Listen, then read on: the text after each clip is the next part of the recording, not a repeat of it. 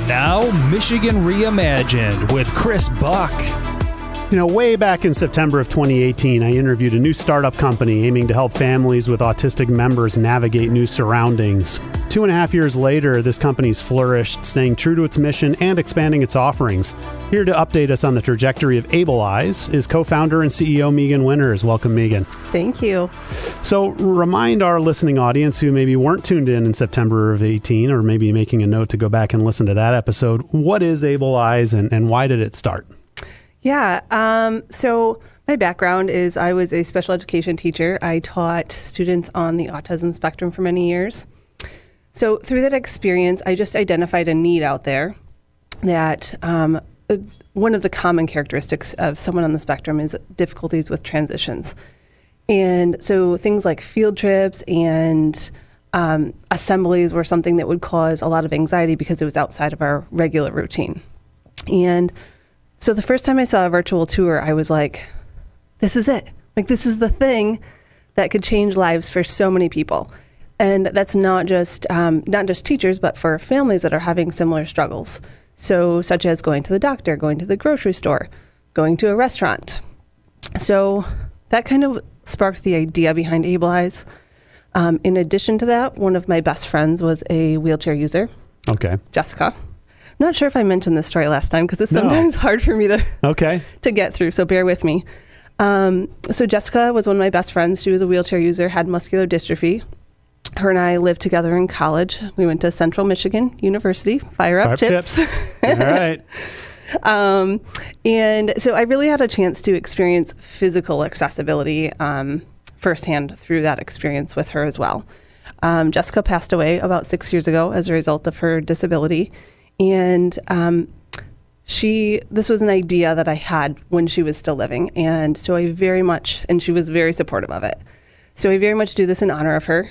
I think that she's with me on this journey, and that's my why. Okay. So what we do, I guess I told a lot about my background. What we do is we provide the virtual tours like you see on Google Maps. If you can click through the streets, or sometimes you can click through buildings. Or if you're house hunting and you can click through a house and see that house, we're doing that for all kinds of public locations. So it could be a park, it could be a restaurant, it could be a hospital, a doctor's office, a school. Really, that list has expanded so much since the last time we've talked. Right. So, we're making it possible for people to explore a place before they actually go there. Our new tagline is "Know Before You Go," which is kind of a common tagline, but there can't be a better one for what we're doing. Right. So, people of really all abilities can see a place, they can explore a place. We include things like restrooms and elevators and entrances so that people with disabilities can see some of those features. So I think about mobility, accessibility issues, and I think about people on the spectrum, and which, knock on wood, I'm blessed that I don't have either of those problems with my family, but from my research and understanding, so essentially, if someone in Lansing wanted to go to a museum in Detroit and you have a 8-year-old autistic child, it kind of builds up that maybe it's not worth driving an hour and 15 minutes if he or she is going to really struggle with walking into a building that they're not familiar with, or realizing that there's a barrier we kind of can't get through and turning around and driving home. Is that kind of what you're talking about? Exactly. Okay. Through my experiences as a teacher, I have one memory in particular that stands out to me. I had a parent call and she was crying and I, of course, was saying, "What's wrong? Is everything okay?" And she said, "We went out to dinner for the very first time as a family this weekend," and she was sobbing. And at the time, I was teaching students that were probably 8, 9 years old. So, something that is so easy for so many of us. I have children that play sports, travel sports, and I know a lot of people do. And we just get off the highway and we go to a restaurant when we want to, and that's just not a reality for so many people.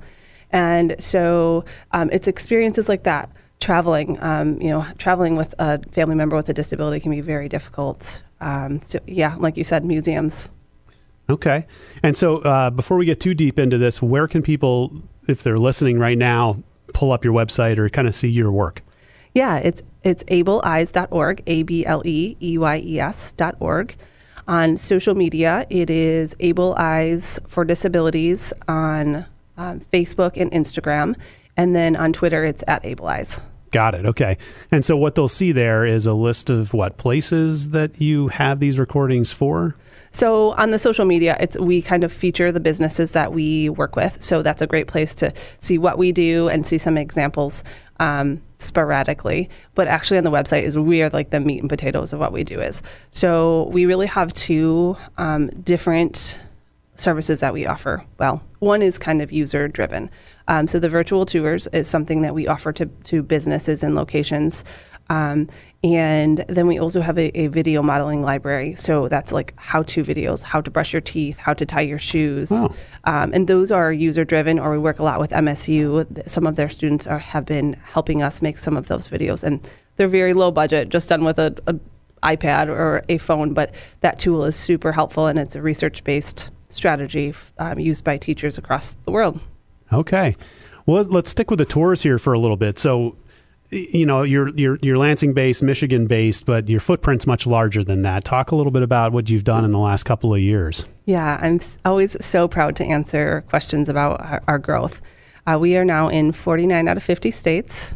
So if anyone knows a business owner in Alaska, I'm looking for someone in Alaska that wants a virtual tour. Okay. And then beyond, I don't plan to stop in the United States. So this is something, I guess one of the blessings for me with COVID has been the ability to network and reach beyond the United States, well beyond Michigan. And so I am talking to people internationally at this point about the potential for virtual tours beyond. Okay. So, so if I'm a user, you know, and I'm looking to travel, I could go probably one of two ways, right? If I'm saying, hey, I'm going to Atlanta, you know, are there any tours that have been done in Georgia or whatever along the way? And I can maybe target those places, and they might be like restaurants or theaters or right? Or, yeah. Or museums and things of that nature. Is that typically what people are going to find that you have done your tours of? It can be done two different ways. So on the website, if you're in where the virtual tours are, you can, it kind of works like Yelp, where you can put in your zip code and it will show you all of the virtual tours in a particular area. Okay. But then you also can narrow it down by industry. So if you're specifically looking for a medical care facility, you can do that. If you're looking for a restaurant, you can do that. If you're looking for something to do with your family, you can search that. Okay. Or you could say, let's pick our destination based on the volume of tours that are in. Okay, Nashville has more than Memphis, so let's go to Nashville, right? I mean, so you could use it that way as well. Yeah, and one of the great ways that we are partnering with areas and cities, and we work with the Lansing Conventions and Visitors Bureau, is working with DMOs and CVBs to attract travelers through the virtual tour. So the Lansing CVB uses our virtual tours on their website. So if any travelers come from out of state and they go to that website, and there is also our virtual tours might be on there as well. Okay. DMO, CVB. Destination Marketing. I don't actually know what the O stands for. Organization? Yeah, maybe. Destination. And then Convention and Visitors Bureau. Got it. My apologies. I am a teacher, and I teacher by heart, and so I always speak in acronyms. Nope, and that's fine, but just for the listeners who don't know. Okay, so the Convention and Visitors Bureau does that, conventions and visitors, as a portal to people inbound to an area, so they can be a great liaison for you to say, these are the top 20 attractions that people come to Lansing for. Let me put you in touch with these, you know, managers of facilities or business owners or whatever, and get you on that site. And that is benefits Lansing as a region. And then we have it on our website. The business has access to that tour for their website. And then they're also getting the views from the Conventions and Visitors Bureau website. So there's a lot of different hits for that virtual tour. Got it. Okay. You know, now that you've been doing this for a couple of years, do you have any way to truly measure success? I mean, I know that, you know, the more you do and you know, you've explained your why, but I'm thinking about, say, a small business. Do they ever say, hey, my traffic was this before the video tour, and now that I've done this, I've had an uptick in business? Do you get any of that feedback? Yeah, absolutely. And it goes the other way around too. We have access to the analytics on the back end. So if we are posting a virtual tour, say on our website, or and then we can also add it to a Google listing. We can also, and if we're using the Matterport technology, we have some analytics, and we can see how many hits those tours are getting. So I try to check in with the businesses that we work into and say, hey, you had a great month. Just wanted to let you know that your virtual tour is getting a lot of views. Excellent. And so does the business owner or the facility owner, they pay like a one-time fee for that service? Yes. And then it's just kind of up there and it lives in perpetuity. Maybe they'll call you and say, we did a major renovation based on feedback. So can you reshoot? But generally it's a one-time sale. Yes. And that, it's not how a lot of business is done these days. A lot of things are reoccurring fees for sustainability. But the reason that I do the one-time fee is because I don't want to say a business signs up and they pay for the first year and then we hit a pandemic and they no longer have the money to pay for that subscription.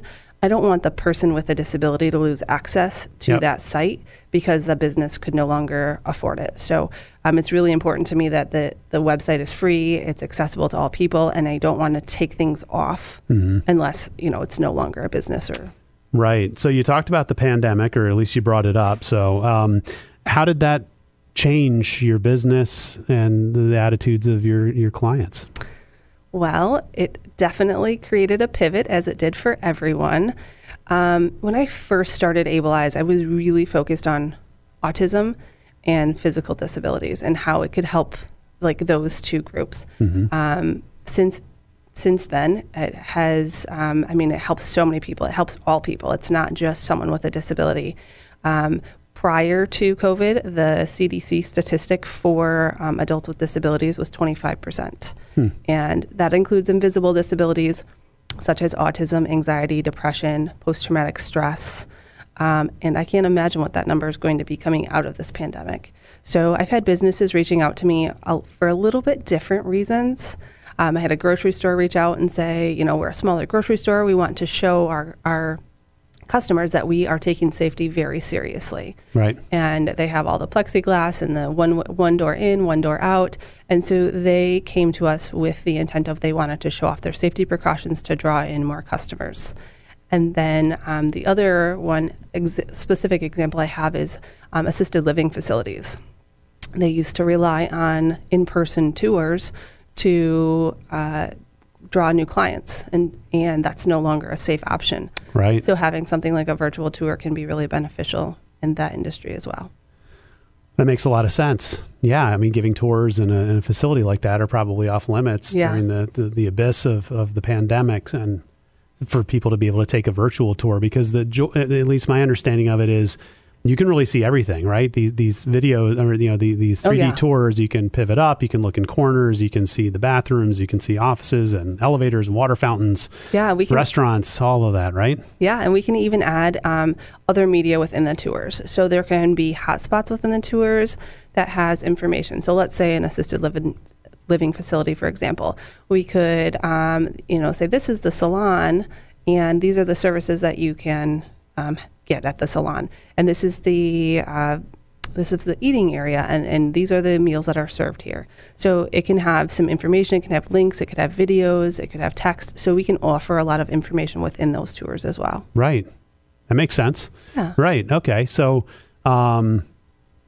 ableeyes.org, is that right? Yes. This is a website where people can learn more. And so is it now at a point where it's mostly just inbound? People are calling saying, I want what you've got because I've heard about it and I know I have a need? Or how does your sales process kind of work? How do you market? I would say it's about half and half. I do a lot of networking, and again, now through this pandemic, networking internationally. And of course, just want to spread the word, because the more people that know about what we're doing, the more people we can help. And then about half of it is incoming based on word of mouth.